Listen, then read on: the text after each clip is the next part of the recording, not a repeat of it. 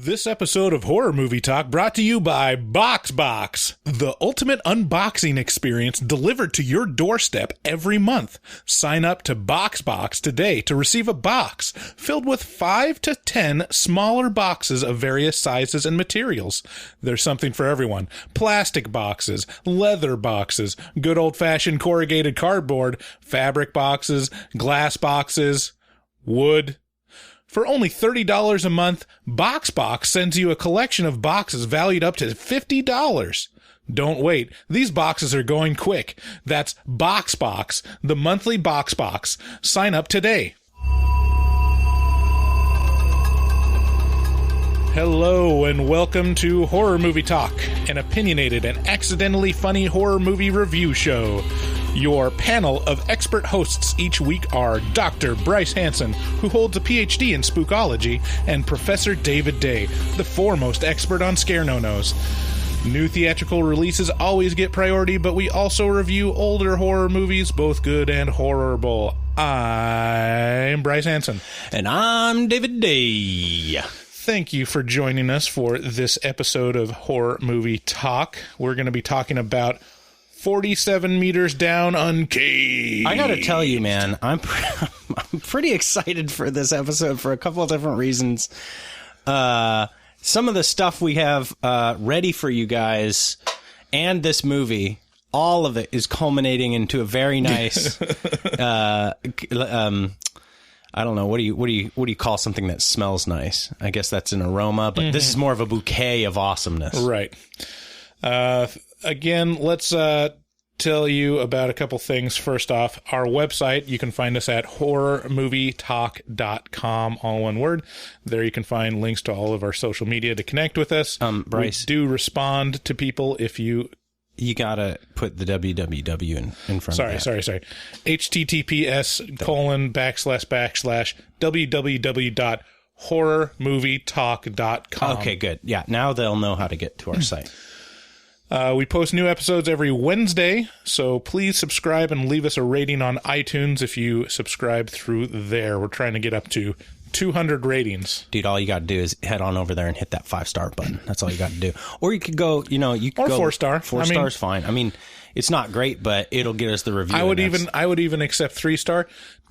2 and 1 star. Come on, just don't be a dick, dude. There was a guy who you guys should head on. If for nothing else, to check out the guy who most lately trolled us on that, gave us a 1-star review and said we were sheeple for who were trying to peddle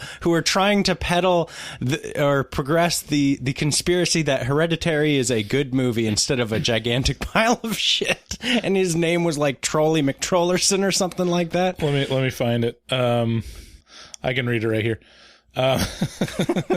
The title of the review is Sheeple. 1 star. More BS from sheeple trying to convince people that Hereditary is not a dumpster fire. Written on August 10th by Cock Goblin. You can say that again. Kokk Goblin. Yeah. And then we got what's our latest reviews other than that? We got some good reviews on here. The other terrible one was, this isn't terrible, but it was more, we personally offended this person by our lack of research. Yeah.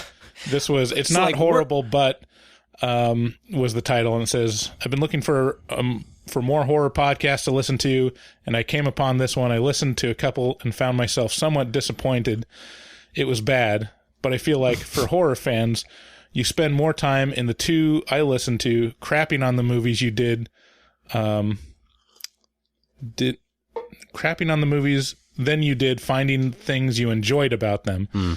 You sometimes come off as complete a-holes, and for me, it was off-putting. Plus, you all give so much misinformation about one of the movies you reviewed that I was legit yelling at my phone. Okay, not really yelling. So I mean, he was very angry at her. I'll own a lot of that. Like, we do crap on movies a lot because, I mean, we are movie critics or reviewers, I guess you could say. So it's kind of part of the whole thing. I mean, I'm not sure because I've only been doing this a year and just kind of at the amateur level, but it seems like something that that the big and little dogs all do. Right. So we got a great show today. It's going to be good. I think we're a little split on this movie, so it should have a good discussion. We're going to be talking about, again, 47 Meters Down, Uncaged. Uncaged! We'll start out by giving a brief review and a score for the movie. We score on a scale of 1 to 10, 1 being a miserable dredge that makes you angry, 5 being an average film, and 10 being so good that it transcends genre boundaries. After we give our score, we'll go into spoilers and take a deeper dive into what we liked and hated about the film. Probably mostly me, what I hated about the film, and mostly David, what he liked about the film on this one. I mean, look, I got plenty of beef with the film, but I can appreciate the nuance. Sure. The nuance. The nuance. Later, we'll be doing taglines, a bit where we come up with alternate taglines for the movie, and horror movie news. So we went and saw 47 Meters Down Uncaged, and it took a great premise and solid jump scares, but still bored me for half of the film. Yeah, I mean, that's just like your opinion, man.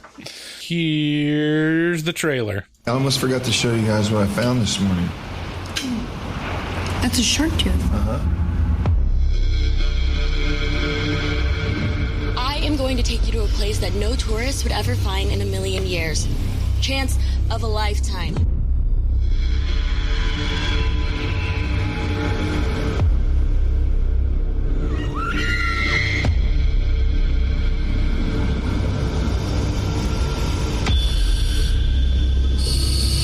It's Mayan. They made human sacrifices here. There's something there.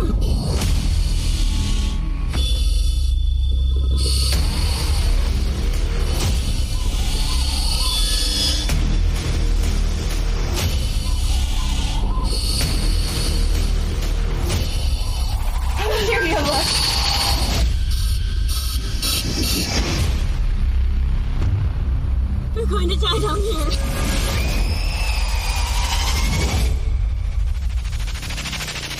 "47 Meters Down Uncaged" can be found in theaters now. The film is about 4 American teen girls in Mexico who go scuba diving into a secret submerged Mayan city inside underwater caves. The Mayan caves hold more than just the Mayan version of the Terracotta Warriors. It also contains deadly albino great white sharks. You're forgetting blind deadly albino great white sharks. Right. The sharks are blind, but that presents no problem for them since their other senses are heightened. And these basic bitches keep screaming and clamoring about. With their air supply dwindling in the claustrophobic space, the girls and others get picked off one by one by the insatiable eating machines as they try to make their way out. That's the movie. That's how the movie happened. Yeah, that's how the movie happened.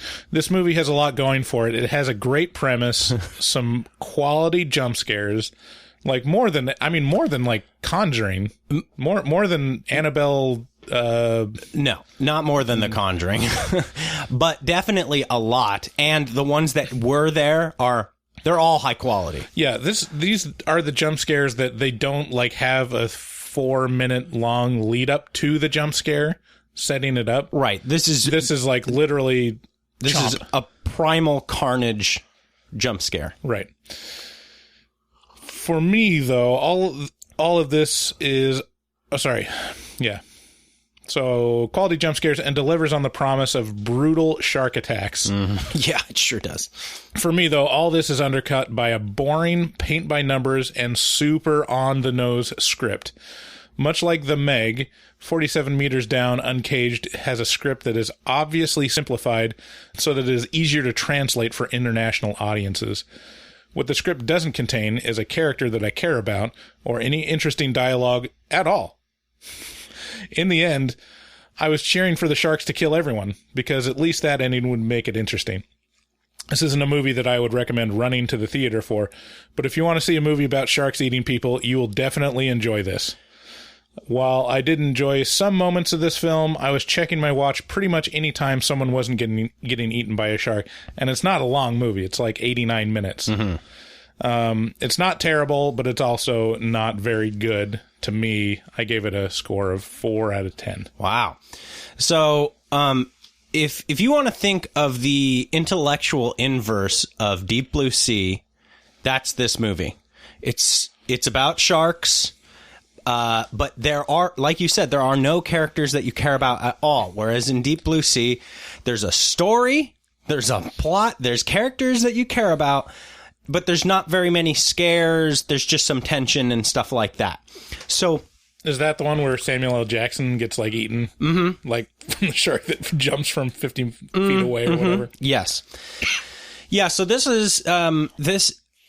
I think the difference between you and me and how we review movies is you go in with hope and I go in fully dead, like dead to the world, and then you are let down, and I am always amazed that anything good happens at all. So it's like, wow, okay. So it's... See, I'm not sure that that's true in this case, because I really had low expectations for this movie. It did outperform my expectations. I was expecting this to be like a 3. I was expecting it being a 4. I was expecting a 2, maybe a 1. Yeah. I haven't seen the original, but I'll tell you what, it is nothing intelligent. There's nothing going on in this movie except for settings that work for me. So, okay, it's claustrophobic, which normally does not bother me, but now they're underwater and you can't see very far. Those things both bother me a lot.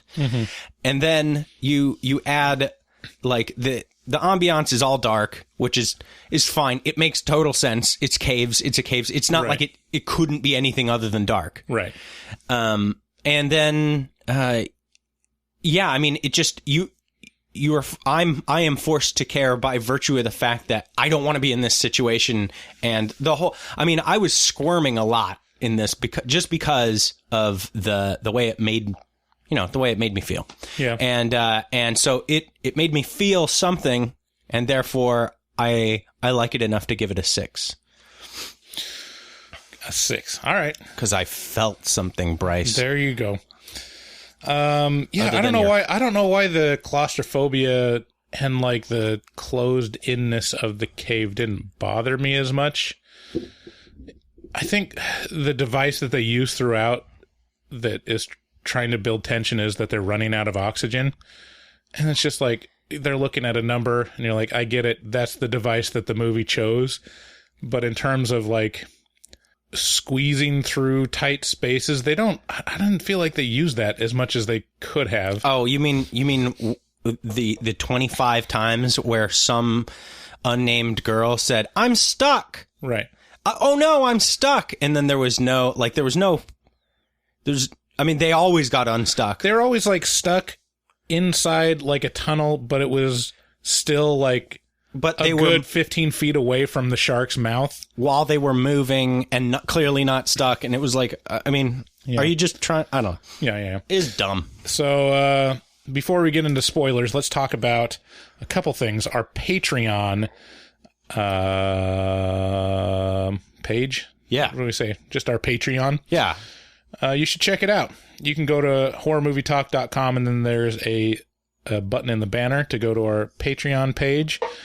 There, if you join and support the show, you'll get access to bonus content like Afterpods. And we did an episode on Chernobyl, the miniseries on HBO. Coming up, we'll probably do a couple bonus mini episodes on It, the miniseries from the 90s, before the It Chapter 2 comes out. I'm thinking about, I'm going back in my mind to that first episode of Chernobyl, and like how amazing was the feeling that I got from that was. Like, it was so intense, and I can't believe that it happened in real life. Yeah. Like those people just getting fried by radiation. Just crazy. Yeah. Other ways you can support the podcast, again, in the banner of the website, there's a link to Amazon. If you click through there and buy pretty much anything, if you listen to a review of a movie and you want to rent a movie that's on Amazon or buy the Blu-ray, click through from our website, and then we'll get a little taste of that. A supporter of the show, Shudder, the horror movie streaming service, is giving an exclusive offer to our listeners. If you use code HMT at checkout, you'll get a 30-day free trial to Shudder. Hey, if you guys, I wanted to reach out and just, this is going to be a little bit of a normal thing for a little bit, because I want to make sure our listeners hear me when I say, if you want to write about horror movies, then guess what? We got a place for that writing to live. If you enjoy horror movies and want to write for us, Horror Movie Talk, then you could be featured on our blog. And if it sounds like fun, it is. So just reach out to us on Facebook or Twitter or our website, and we'll be happy to see what you got. You don't have to, there are no, deadlines. There's no forced topics, nothing like that. If you want ideas, we have tons of ideas, like a big old pool of ideas that you can write about. But of course, whatever floats your boat or tickles your dickle, then you can just do that. And so, yeah, reach out to us to be featured on the Horror Movie Talk blog. And lastly, and this might derail conversation for a little bit, because we got to talk about the Positivicast. Surf on through. Yeah, what is the Positivicast? The Positivicast is David Day's own independent project that might break up the Beatles, like Yoko Ono. Whoa. No, probably not. But it's a daily positive podcast that's 5 to 7 minutes long, would you say? 3 to 5. I don't know that I've ever gone over 6. Okay. So 3 to 6 minutes long of just little bite-sized nuggets of positivity to make you happy at the beginning of your day. Subscribe at Positivicast.com or any of your podcast platforms. And we had a conversation about the Positivicast yesterday, and it got a little prickly. And there's it's still confusing to me. It did affect Horror Movie Talk in a little way, because we lost one of our Patreon subscribers because of it. Yeah. Patrons because of it. Yeah, we did. So let me play a clip. So, I mean, how would you set up the Positivicast? Like, when you say it, it's positively the most positive. Absolutely, positively the most positive podcast in the entire universe. And basically, it's me trying to lighten your day and give you a jolt of just make you laugh, make you think about being nice to somebody, or being nice to yourself or something like that. Right. And I like listening to it because you can definitely tell that you've got topics and you're not, completely winging it, but I can tell when you're totally winging the whole thing. Like, I sit in my chair as I'm recording and I'm like, what's in front of me? And then it's like a comic book, and I'm like, comics are a force for positivity. And then I go into reading and stuff like that. Yeah. So this was last Thursday's episode of the Positivicast on Rice Krispies. Right. Rice Krispie treats. Which I can get on board with. I mean, it's only 5 minutes long. We could listen to the whole thing, but I'm going to try to skip to the part in question. Yeah, I think it's about 1:30 or so. Make your day better today. And I think the answer is Rice Krispie treats. Listen up. Rice Krispie treats have done me good throughout my life. Maybe not my waist size. Maybe not the bags under my eyes. Maybe not the crippling diabetes. But my attitude has become one of abject awesomeness, because every time I take a bite into a homemade Rice Krispie treat, that's just a good day right there. There's just no way that day can be bad. If buckle up. If there's something bad going on in the world, like a lot of people remember 9/11 as a real bad time in their life, but you know what? I woke up that morning bitten into a Rice Krispie treat, and that's all I can remember. I don't even know what happened that day. I had a cup of coffee and a Rice Krispie treat, and boom. Well, I don't know what y'all are so upset about. I think about 9/11, and all I got is a Rice Krispie treat crashing into my mouth hole, and it was... And it was delicious. It was delicious. So, to me, I mean, I've got a pretty dark sense of humor. Right. And it's why we work. And I'm a big fan of Norm Macdonald. Norm Macdonald definitely makes fun of 9/11 all the time, or invokes 9/11 for humor. Well, I don't... Yeah, I wouldn't say I was making fun of it. I'm just... So what happened with our patron? Oh. So my buddy, so our patron, who we won't include his name in this. We'll beep that out. Oh, we will? Yeah. He sent me a text and he was like, I don't know if that's the best subject for the Positivicast. And I was like, what do you mean? And he was like, well, what do you mean? He was like, 9/11 is a pretty serious thing. I was like, I don't know exactly what you're talking about.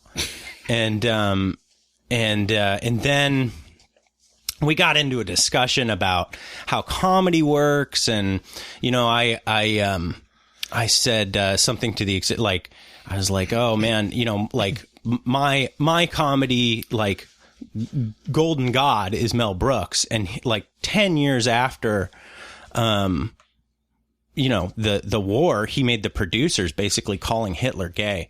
But my buddy was a little bit drunk when he read that. And so it came across as me trying to defend Hitler to him. And so I think he got angry. He got a little heated and he left.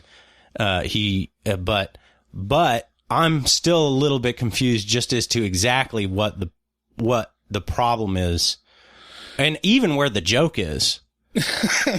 You know.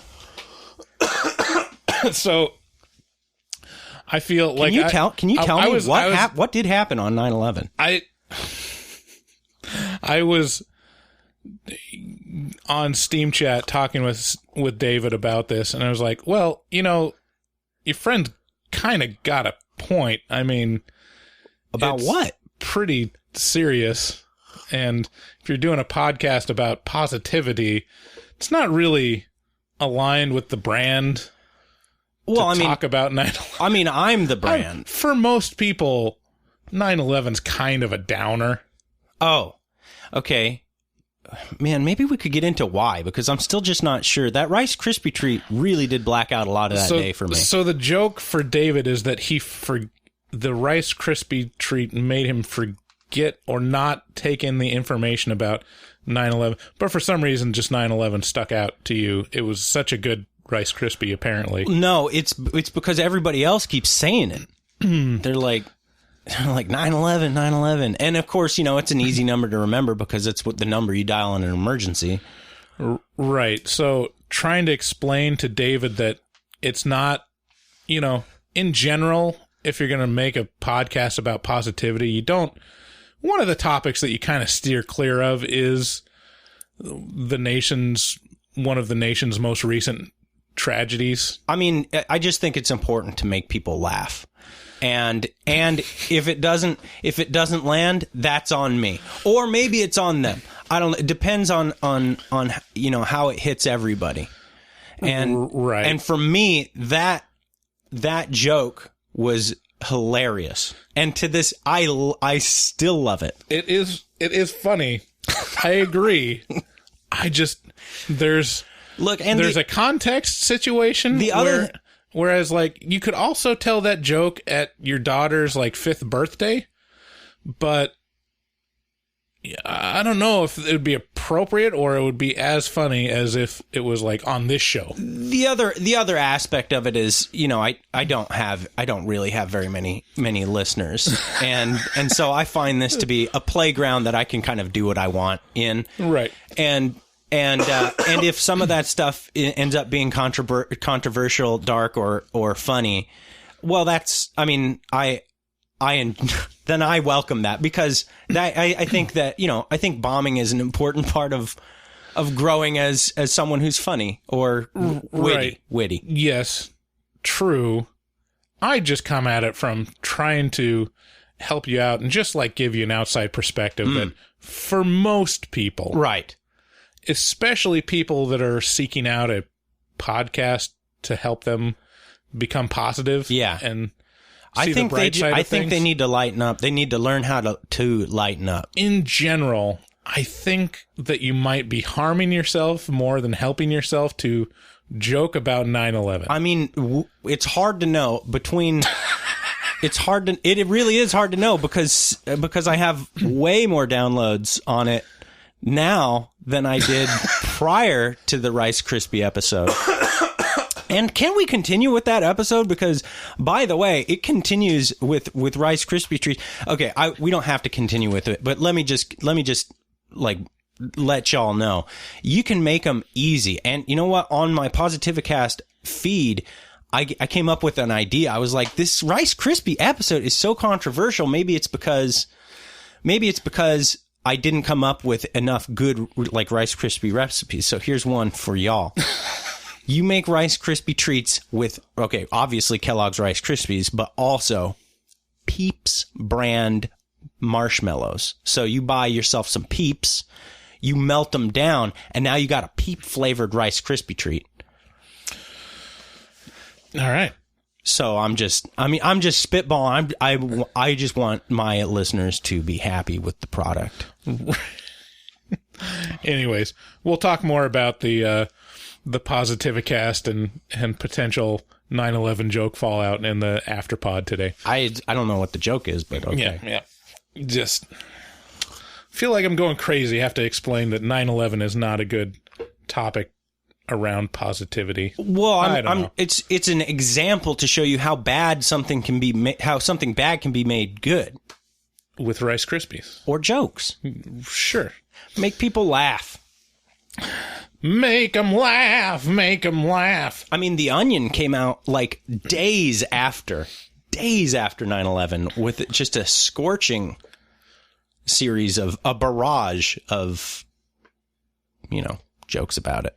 Right. Same with that Hebdo thing. But that's also, The Onion. I mean, why can't the Positivicast be The Onion?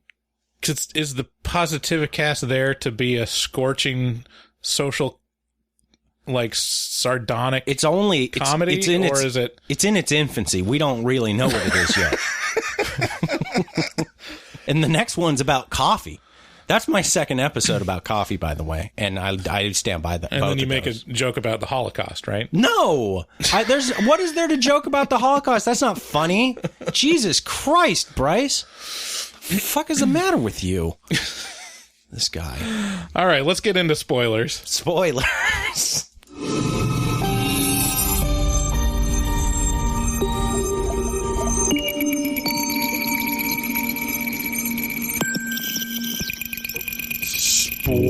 Spoilers.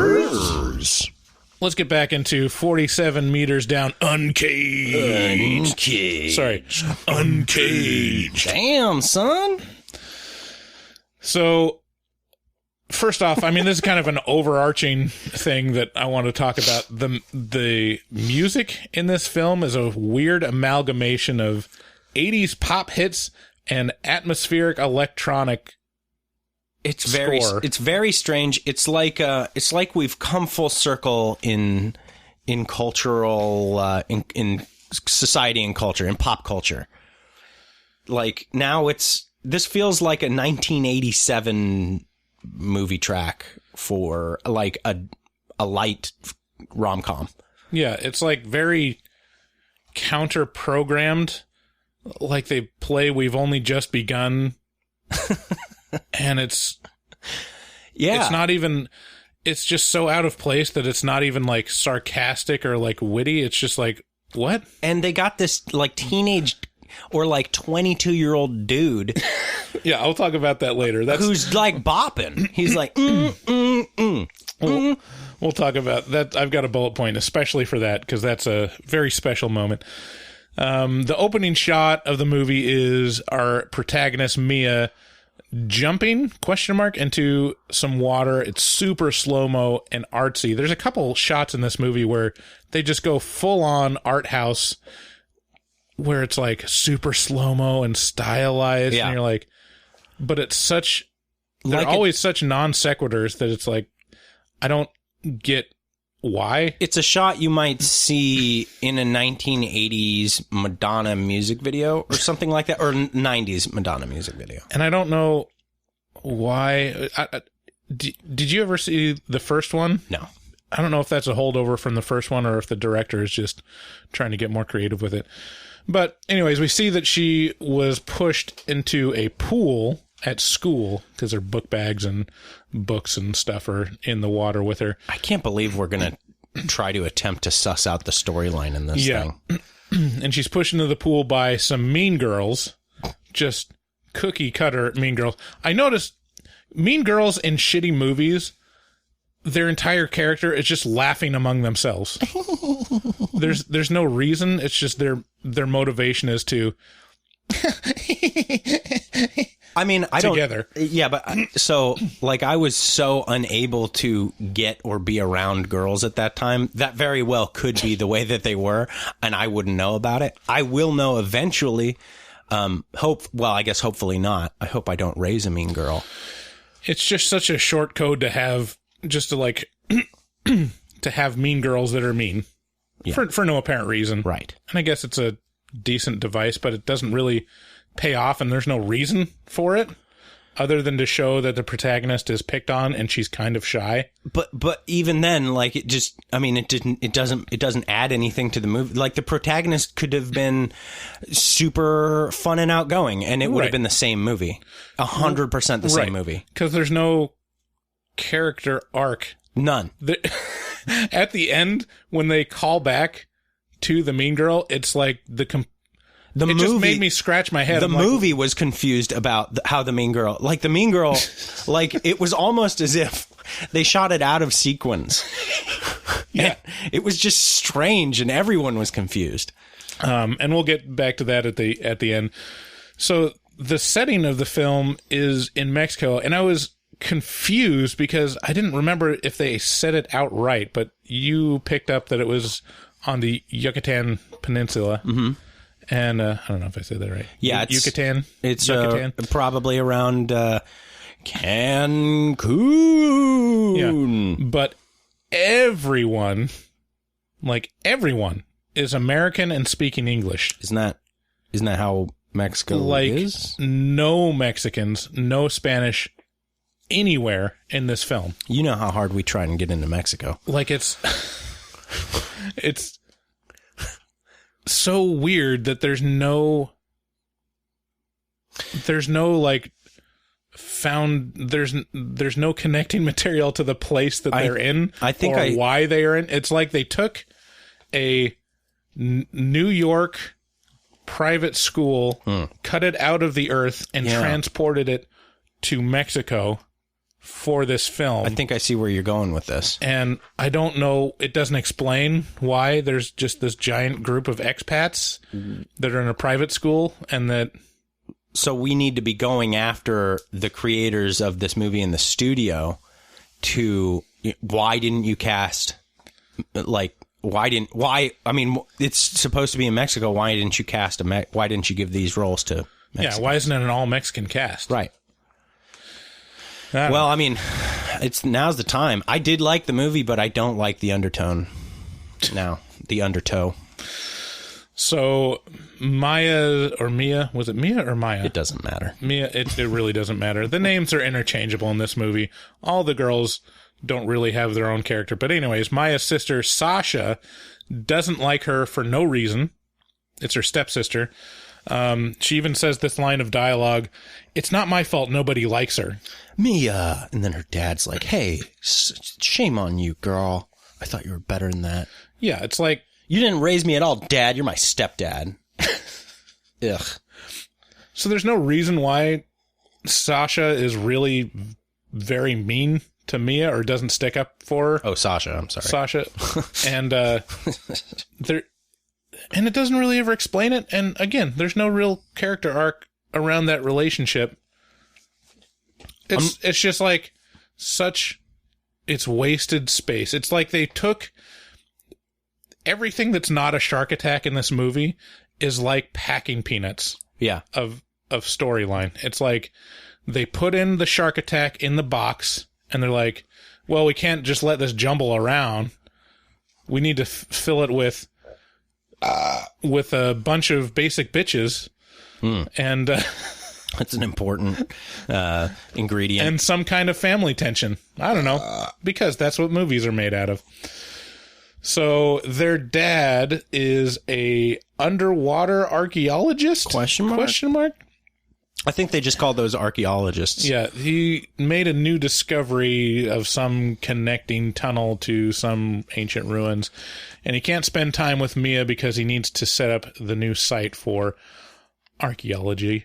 Excavation. And he instead gets them tickets to a glass-bottom boat ride to see sharks feed. So you're thinking, this is where the sharks come in. Nope. Swippity swap. Swip swap. Instead of going on that glass bottom boat ride, Mia and Sasha ditched those plans to go with two of Sasha's friends to a secret lake. So let's line out who the four main characters are. I can't believe you're going to name these people. They're so interchangeable. So I tried to find what was the character trait that they tried to imbue on each character, and it was so difficult because it's so thin. So Bryce is really going to bat for you people. Mia, she's the protagonist. She's played by Sophie Nélisse. This is her first movie as an adult. She was like, so she's 19 in this movie, the actress, and she's been in other stuff like The Book Thief and stuff as a kid. And her character trait is shy. Yeah, shy. Yeah, right. Mousy. Sure. Bookish. Is she though? She was knowledgeable where others were not, and they would roll their eyes at her. They'd be like, "Ugh, smart. What kind of girl is smart? Ugh." Positive stereotypes? I think not. Not in this movie. Okay, then Sasha, the stepsister, is played by Corinne Fox, which is Jamie Foxx's daughter. Is she really? Yeah. Wow. And what is her character trait?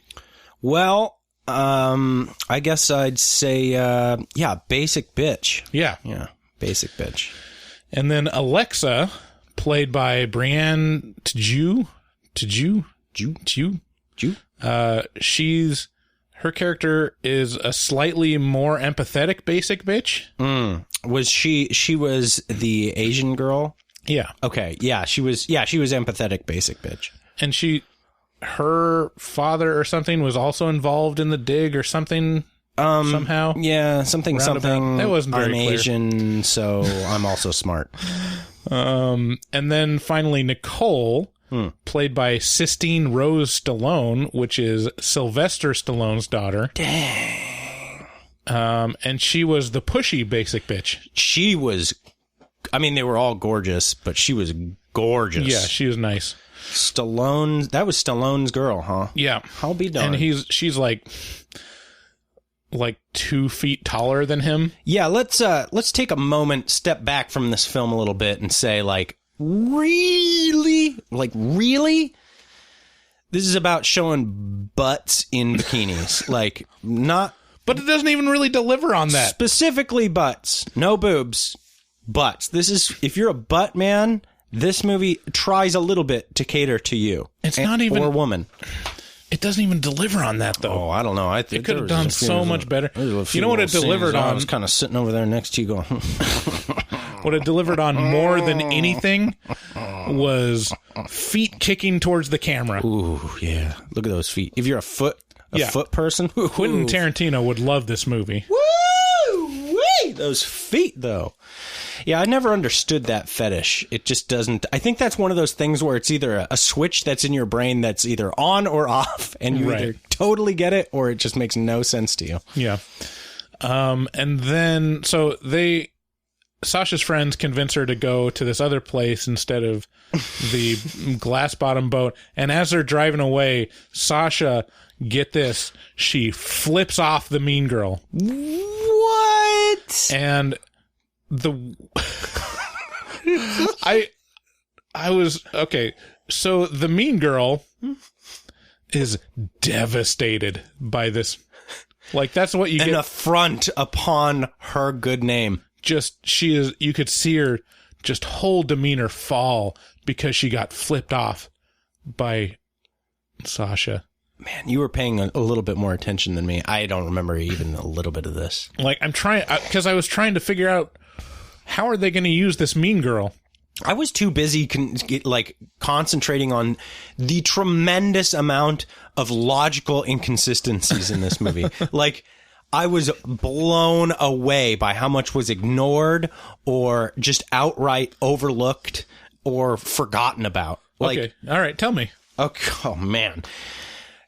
Okay. So first of all, supposedly this cave system was where the Mayans first of all, they put their dead, right? This was a burial ground, like a tomb. And a sacrificial chamber. Right, a catacomb, if you will, and for the Mayans.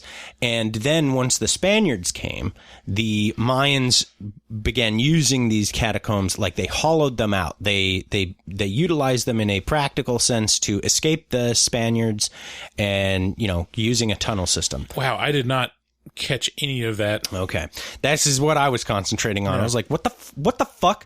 Because, okay, so I took a decent amount of anthropology, archaeological anthropology in college. Uh-huh. It was very interesting to me. So anyway, I'm like, okay, but it's 47 meters underwater now.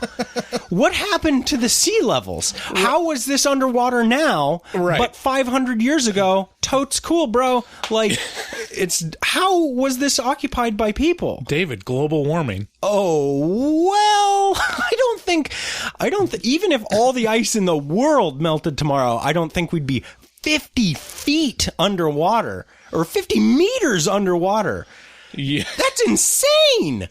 That's a tremendous amount of water. Yeah. So they never explain it. They never explain that. There's plenty of circumstances where the girls are quote unquote lost in the caves, but there's lighting that has been rigged up. There's lighting that has been rigged up by the previous archaeologists to light the cave system.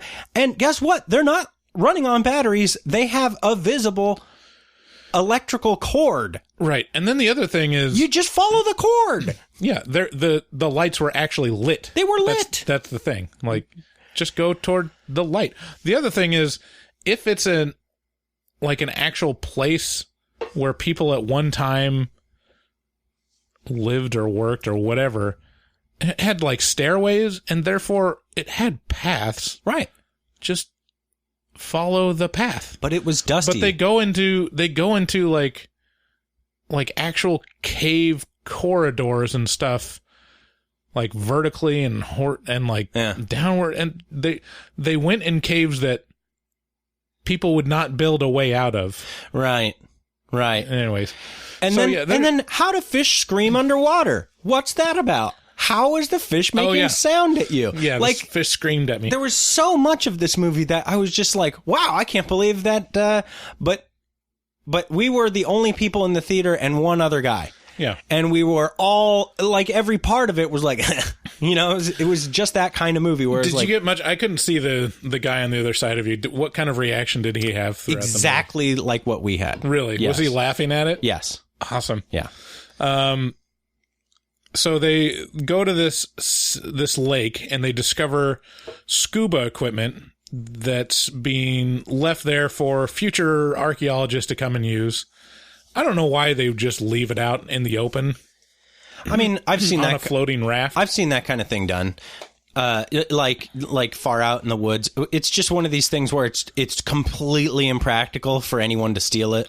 Okay. That's one thing that kind of makes sense a little. And then they decide, of course, to go dive and see the sunken Mayan city.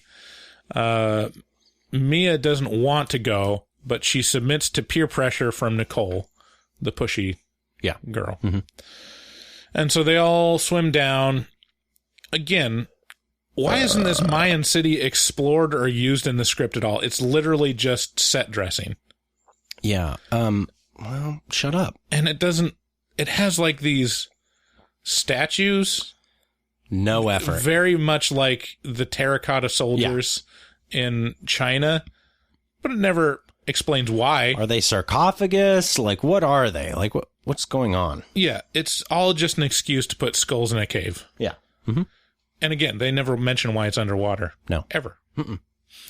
They make a big point early on to say, don't kick around too much, do small movements, or else you'll kick up silt and we won't be able to see anything.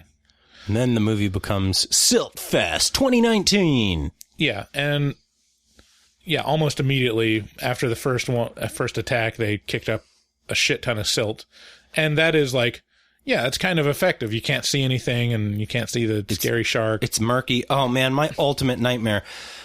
So actually my friend who had a problem with my, well, not necessarily a problem. It was more of a misunderstanding because he was drunk, but he goes scuba diving and his parents did too in his youth. And so he has been like, regaled me with stories of scuba diving and scuba diving at night in like lakes and stuff. Oh, he's got one story where he's like ascending. So he's coming up out of the water and as he does, he's like seeing on the sides of him, like things coming down toward him. And then he starts feeling things touching his head, like pushing down on him. And I think this is at night and it's, alarming to him, and he's starting to freak out, and he realizes that he's coming up into a tree that had fallen down into the water and was jutting down into, and so everything he saw around was branches that he was ascending into. Oh. There's also another story he has where he's at night, it's in the San Juan Islands, and then the very next day where he was, there's a gigantic pod of orcas, and he's like, like, I know they don't attack people, but Jesus, can you imagine, like, the water's murky, you come face to face with something that kills great white sharks for food. I'd be upset. So that was my impression of an orca, by the way. Oh. Yeah. Cheese it, the feds. Oh. Yeah, I don't know. The setting is everything that works for this movie for me is about the setting, the situation, and the scares. See, that's the thing, because I don't think they fully took advantage of the setting. Underwater cave diving is one of the most dangerous things. Yeah. There's so much that can go wrong. Oh, yeah. That it all goes wrong in this one. Only super professional people could do it. So, like, well, they fucking die. Setting that up as this is a very dangerous thing that we shouldn't be doing as novices or as amateurs. And then they proceed to die. And then I guess they proceed to die. Anyways, the dialogue in this movie, I can't underline how shitty the dialogue is. It is very There's a bad. moment where one of the girls says, holy, and then the other girl finishes it with crap. Yeah. Yeah, there's some... It's intentionally kept PG-13. It is definitely one of those kind of movies. The dialogue is as basic as the bitches in this movie. True. Is what I wrote down in my notes. True. This is a clip that they played on Good Morning America. This is like the marketing clip of this is what you'll get in the movie. It's going to be good. This is just a sample of what's going on here. Okay, we don't have much of a choice, as far as I can see. Everyone needs to stay close, okay? But what about the shark? We can do this, Alexa. It's gonna be okay. Okay, come on. Let's go. That's the audience on Good Morning America. But, just high quality crazy dialogue good. right there. Crazy good. Everything is, we need to do this, and we're doing this now. It's pithy. And now this thing is happening. It's pithy. You can dig into it. You'll be thinking about it at night. It will make it hard to sleep because of how disturbing it is. Yeah. So they go through these caves. They get scared by a scary fish. Boy, man. Not a shark. And then they come across this boy, Ben. And I'm not sure if he was a brother or just an acquaintance or a worker with their father. Maybe. Anyways, he was in the cave, and he's played by Davi Santos, best known for his role as the Gold Ranger on Power Rangers Dino Charge. Whoa. And he was the first sudden death by a shark. That was like the first jump scare, really, because he gets eaten real good. Yeah. And they kick up all the silt. They all panic. That's kind of the major takeaway for the character decisions in this movie is, when in doubt, panic. Panic hard. Yeah, but I mean, this is one of those things where I cannot, like, there would be so much shit in the water. I would just poop and poop and poop. Right. And poop and then scream and scream and scream and run and swim. And like, I would be a wreck. Yeah. So the biggest strength of this movie is that all the shark attacks come pretty unexpectedly. And that's impressive. It is. And it's by virtue of the fact that you're always expecting it.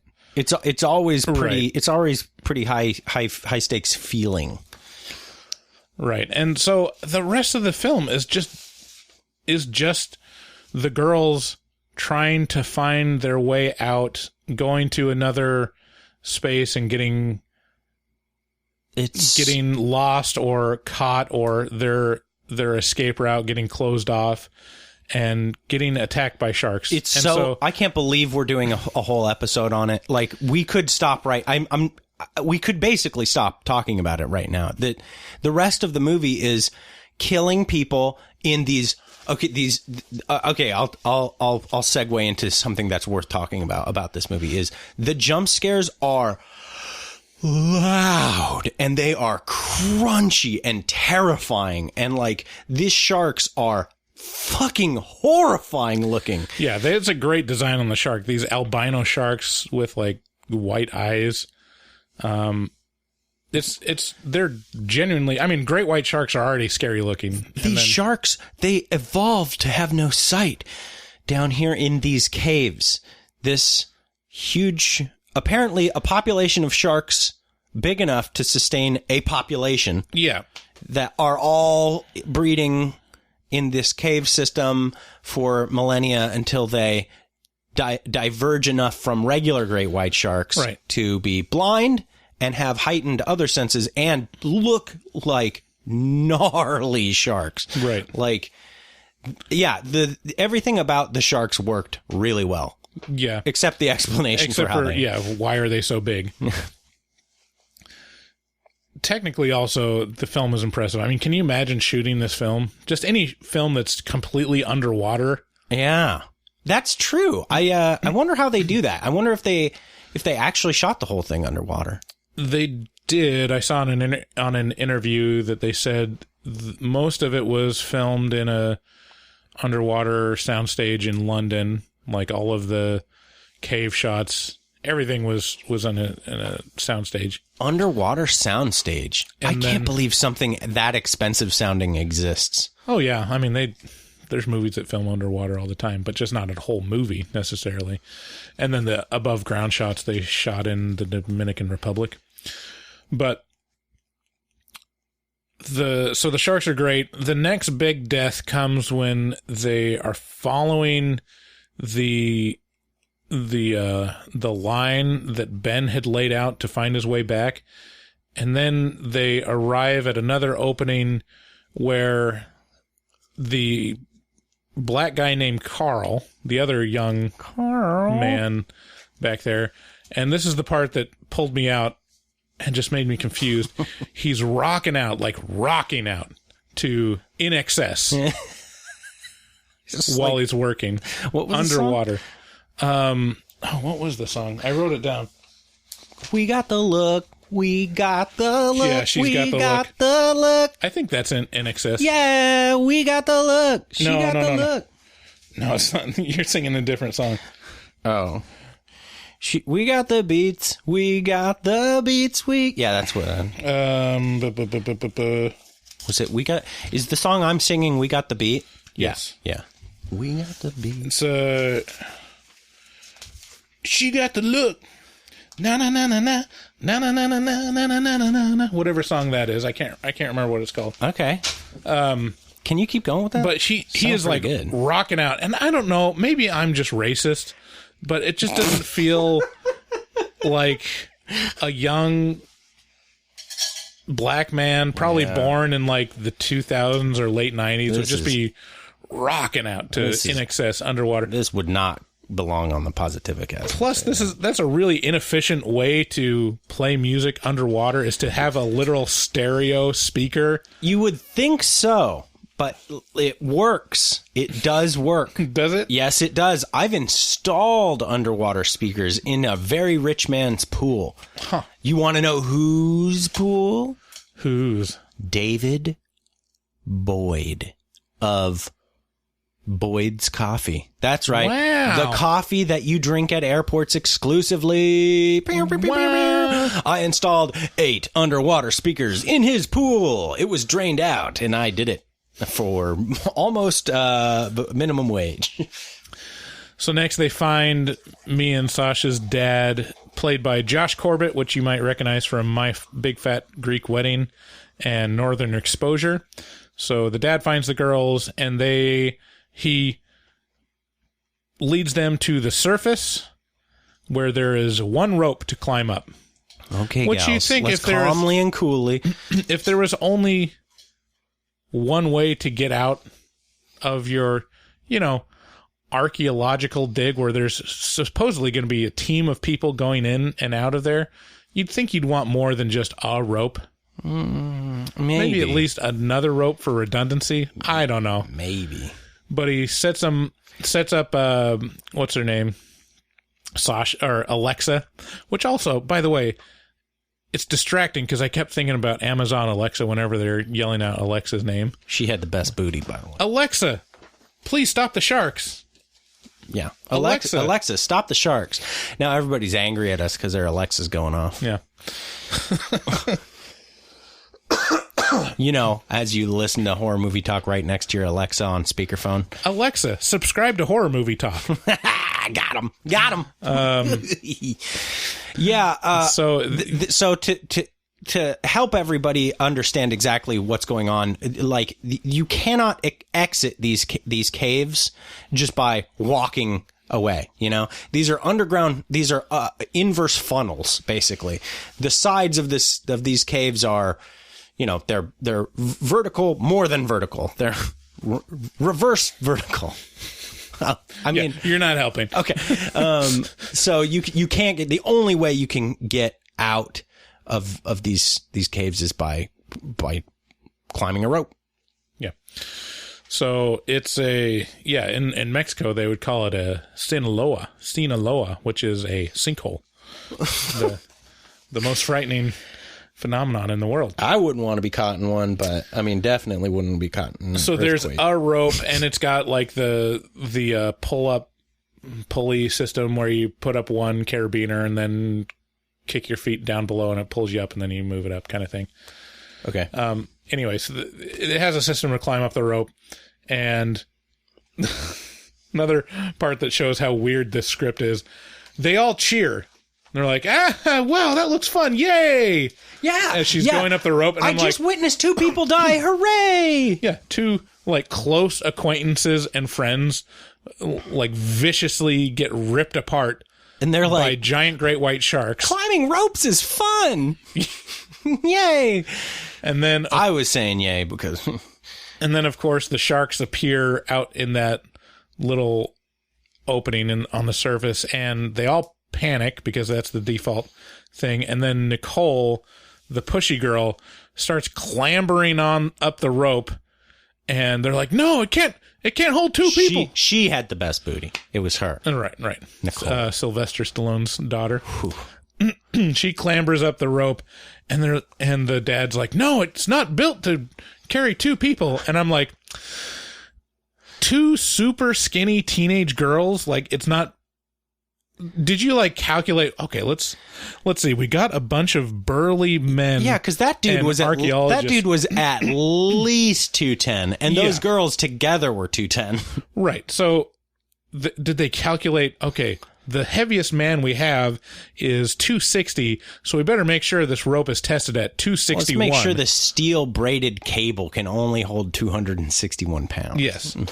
So the rope, of course, breaks and falls down into the water, and then they're trapped, and then the Nicole girl gets eaten, and the father, I think. Yeah, probably. And the dad.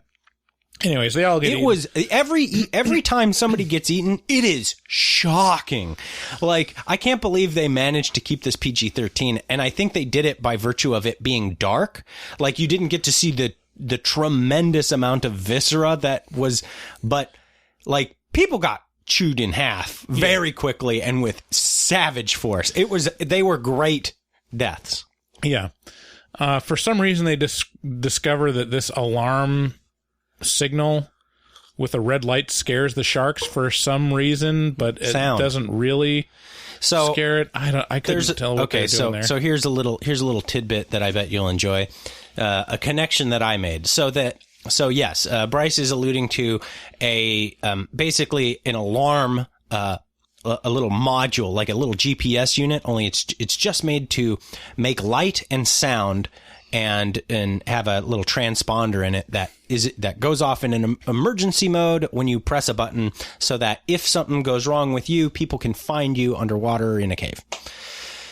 And this thing is loud enough and, I don't know, maybe bright enough to upset these sharks and make them go away. So when it's on, when this little beacon is activated, the sharks go away, and they use this to their advantage to swim through the caves for a short amount of time until the beacon just, for no apparent reason, stops working and the sharks can start ignoring it.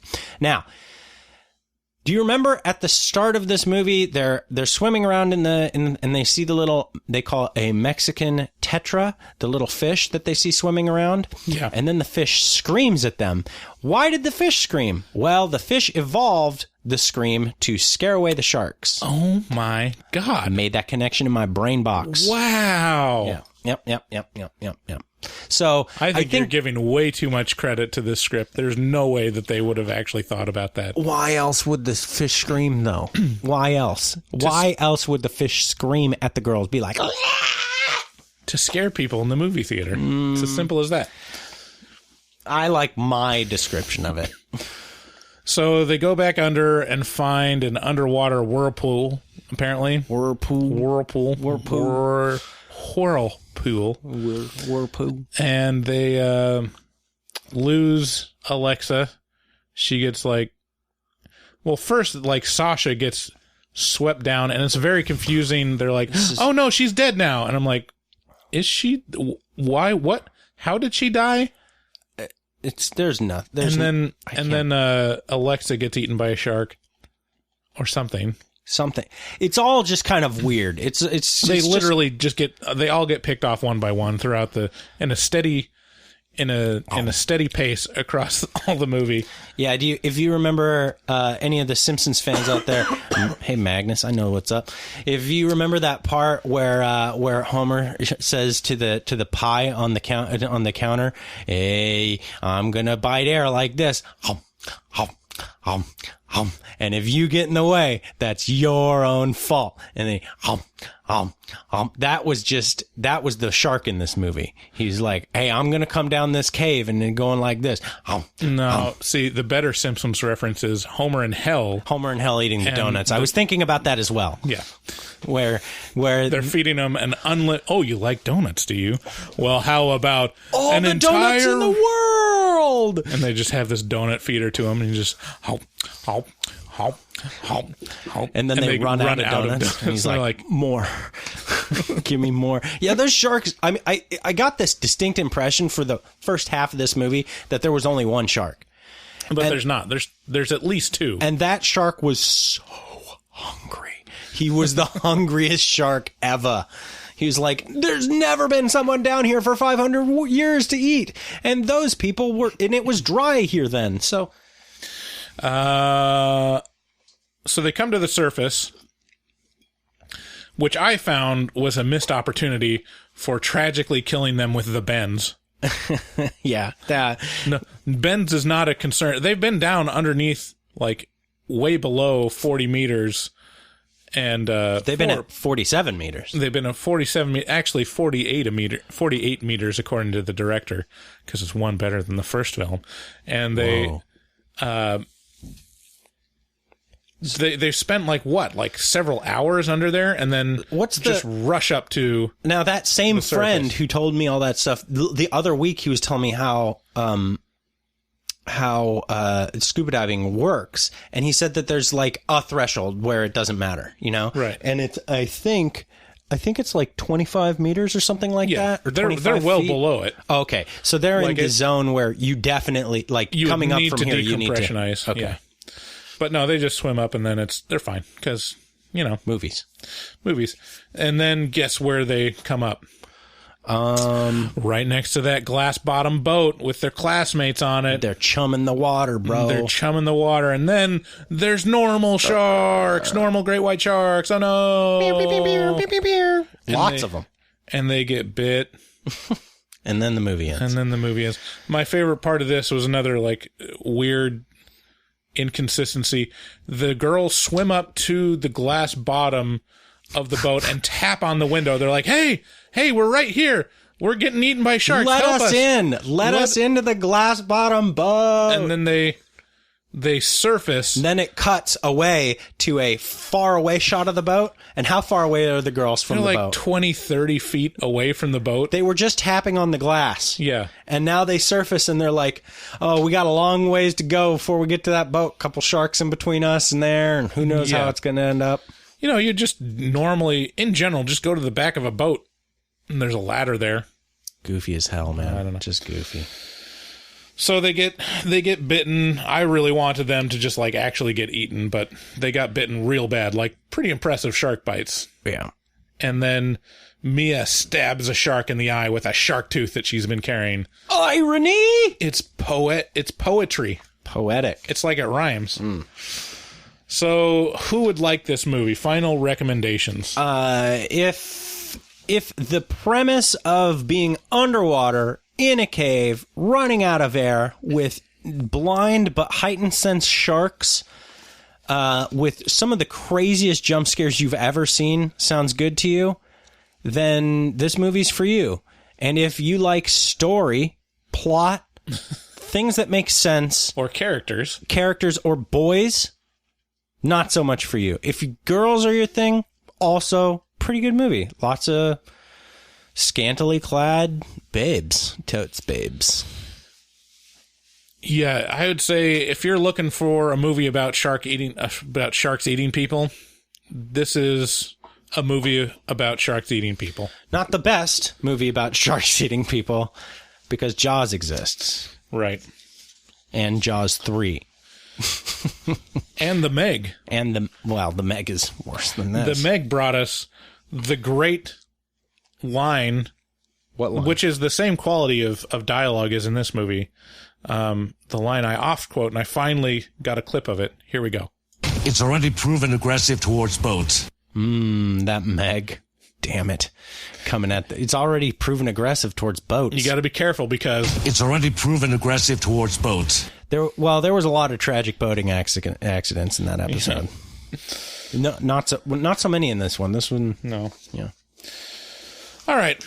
So that's 47 meters down, Uncaged. Sorry, Uncaged. Uncaged. Which, ironically, there was a few cages that worked to their. Was there a cage? Yeah, I mean, there was like Peligro danger signs on a few like real flimsy looking wire mesh things. Yeah, there's a wire mesh. I count that as a cage. Okay. If it could be fashioned into a cage, it's a cage.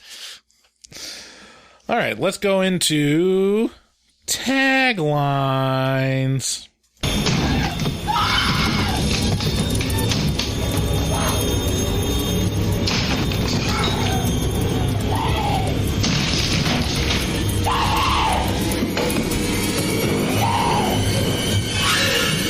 Here's taglines.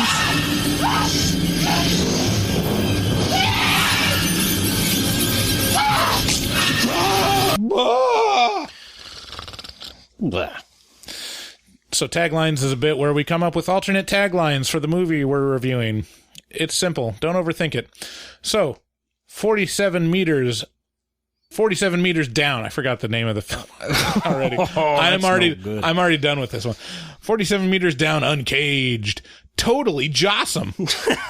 Yay! Street sharks! Hooray!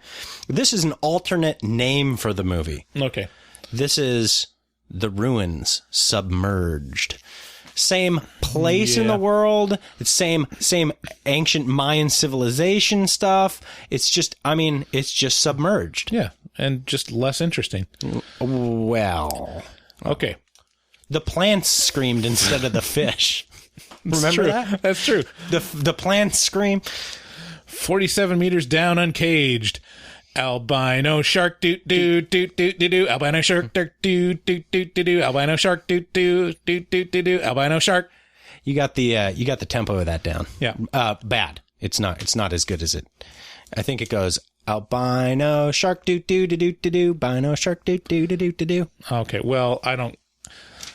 My campfire version is different than yours. Well, we didn't want that copyright strike. Oh, right. I got it for us, Yeah. though.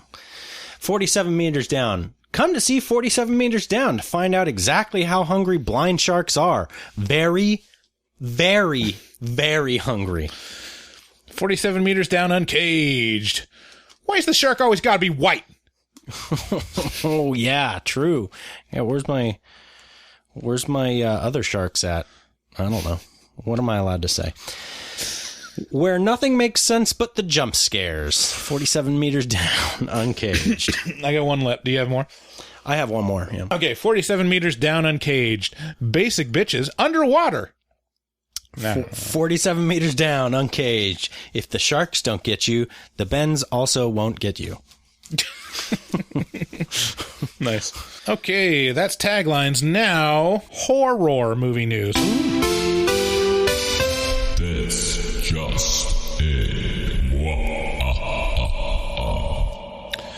Just a couple things. I didn't spend a ton of time compiling this, but the headlines that I saw that interested me: an extended director's cut of Mike Flanagan's The Haunting of Hill House is coming to Blu-ray. So that's one of the best horror series that's come out in recent history. It was streaming on Netflix, and now they're coming out with Blu-ray extended director's edition, shared by Amblin over Twitter. It looks like the extended cut of The Haunting of Hill House will only be released on Blu-ray, and it's up for pre-order right now through Amazon. We will provide a link to that pre-order on our website. Click through, pre-order it, and we'll get a little taste of that, I think. Yeah, but that was a really great. Like if you haven't watched that yet, we really should do like on Netflix, like a Patreon. They're coming. Did you hear that they've got a second season lined up, and that of course the director is saying, or whoever I saw this quote from is saying, it's way scarier than the first. Like he made a point of being like, this makes the first look like Child's Play, which is impressive to me because the first was so well done and so legitimately scary. I don't know. Yeah, I'm worried that I trust Mike Flanagan. He hasn't made a bad movie yet. And his next movie is going to be Dr. Sleep. That's right. The Shining sequel. Yeah. I prepared for that. I listened to the audiobook of Dr. Sleep. I don't know if I told you that. Oh, and the audiobook of The Shining. We need to schedule out when we're going to review The Shining and Dr. Sleep, because Erin said that she would be interested in watching it. That's right. Because she looked at the Dr. Sleep trailer and she seemed interested. You know, a minor side note on this. I've been reading a book that I keep forgetting to mention it to you, but I think it's right up your alley. It has nothing to do with horror, but it does have to do with, it's called Educated, and it has to do with a little girl growing up, very strict Mormon in Idaho, and just an amazingly fast read. It's so good. How did you come across it? A friend from work said I would like it and handed it to me. Huh. And who? It's not specific. It's Mormon is a secondary. Right. So if anybody who's listening right now, Bryce is in. I mean, you can describe. Ex-Mormon, yeah. You can describe yourself. Yeah. It's Mormon is kind of a secondary virtue of like it's of at least the first half of this book, the part that I'm done with. It starts becoming more of a thing the second half when she gets into BYU, but just a tremendous, like the amount of trauma that this family put her through and her brother, her like million brothers and sisters, is just jarring and fascinating. It's like the psychology behind what's going. And I've been drawing a lot of parallels with how my dad's brothers and sisters have raised their kids, like just this very strict religious upbringing. Right. Anyway, so yeah, I mean that stuff is always super interesting to me because I was raised in it and very, very much like I knew everything. I know everything about the culture and the doctrine and all that stuff. Yeah. So it's all the nuance. Yeah. I love reading news stories about Mormons or seeing movies about Mormon stuff because I can pick out the inaccuracies and just be like, no, that's not how.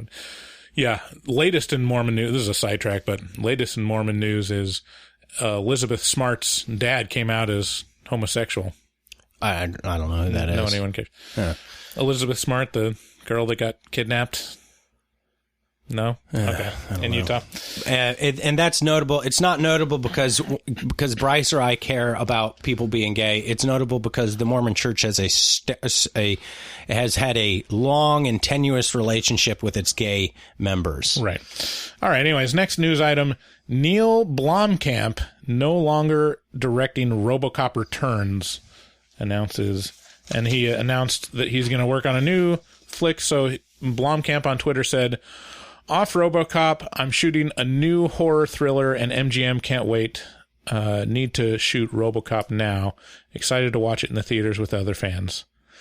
So it just sounds like scheduling things, and he didn't want to do it. This is unfortunate, in my opinion, because, I mean, this is kind of horror adjacent. Obviously, RoboCop, not horror, but it is sci-fi, and a lot of sci-fi is pretty close. And Blomkamp, he did District 9, he did Elysium. District 9, to me, is one of the best examples of really, truly great sci-fi that's been kind of hard to come by recently. Yeah, and top tier body horror. And you got to say that's a body horror movie. And it's a lot of tongue-in-cheek comedy like what RoboCop had. He has that kind of feel. So I really, and RoboCop being one of my favorite series from the 80s, maybe of ever, is I really would like to have seen him do that. Yeah, David was pretty bummed out. I'm of the opinion of just leave it alone. Ditch RoboCop. We don't need another RoboCop.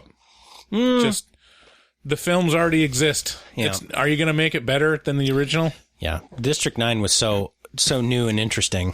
Like I said to David when we were chatting before, I'd just rather Neil Blomkamp focus on new movies or new ideas, because even if they don't deliver, at least it's not delivering on a new idea and not delivering on RoboCop. Right. You know? Yeah. That's true. Anyways, that's our show for today. thank you so much for listening. Please, again, if you like the show, subscribe. Leave us a rating on iTunes if that's where you found us. Share it with a friend. That's how we keep growing. And, we don't advertise. We really don't put in a ton of effort to marketing other than posting our stuff on social media and interacting with people and getting them excited. And hoping that you guys help us out in that regard. Yeah. Again, check out Shudder. Use code HMT at checkout to get a 30-day free trial. Amazon. If you're going to buy anything on Amazon, please go to our website at horrormovietalk.com and click through to Amazon through there so you can help support the show. Check out our Patreon page, patreon.com/horrormovietalk, and you'll get, if you become a patron, you'll get access to exclusive bonus content. Thanks again. Hey, before we go, I do want to say, buddy, you know who you are. I am sorry if I offended you, and we would like to have you back as a patron. So just I'm just saying, I'm sorry, and I do love you very much. Bye. Okay, guys, bye. We love you.